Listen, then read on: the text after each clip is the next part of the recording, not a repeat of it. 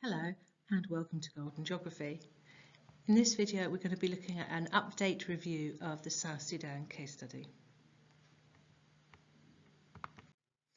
So South Sudan, it was established in 2012 and here 13 years on there has been some progress but a lot of challenges.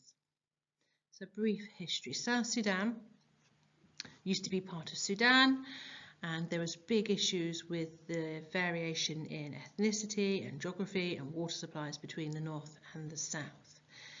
Those challenges led to bloodshed and they were unsolvable.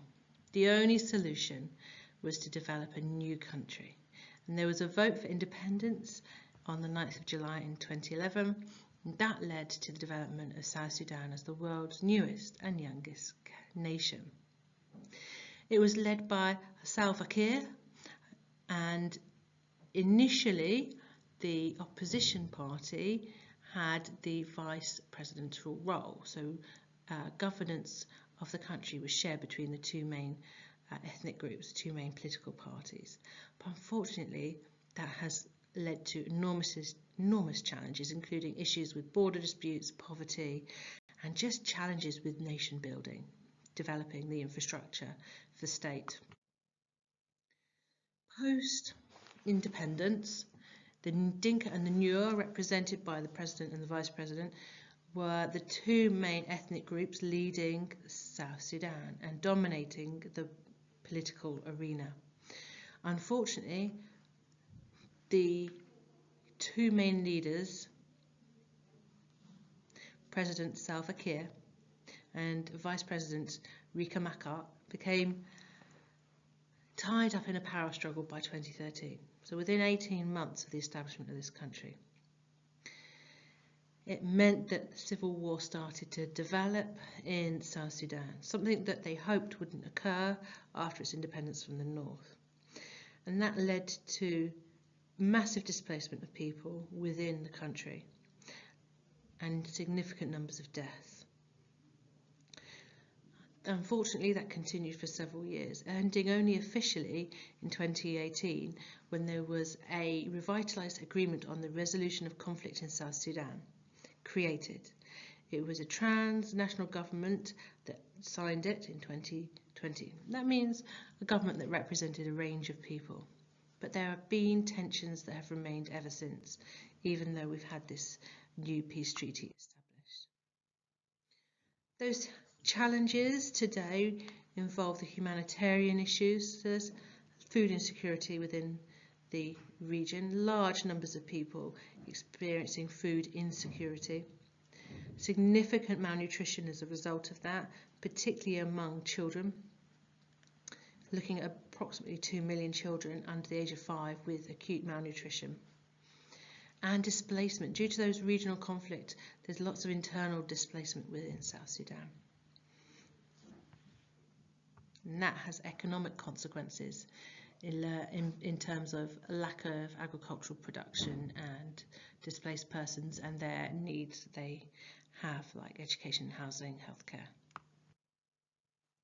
Today there are organisations still involved, so the United Nations still has a presence in South Sudan. There is humanitarian assistance still needed, and that is provided partially by United Nations, partly by NGOs and charities. There is dialogue, peace dialogue undergoing and being taken place, and there is regional support for that peace dialogue from neighbouring countries. United Nations particularly has been involved. UNMISS was established when South Sudan became an independent country, and they are there to protect civilians, support the delivery of humanitarian assistance, monitor and report on human rights violations. And they've been involved in the implementation of the revitalised agreement on the resolution of the conflict in the Republic of South Sudan. So they've been really important in that, and also providing assistance or helping in the run-up to the elections next year, the 2026 elections, providing support in establishing that.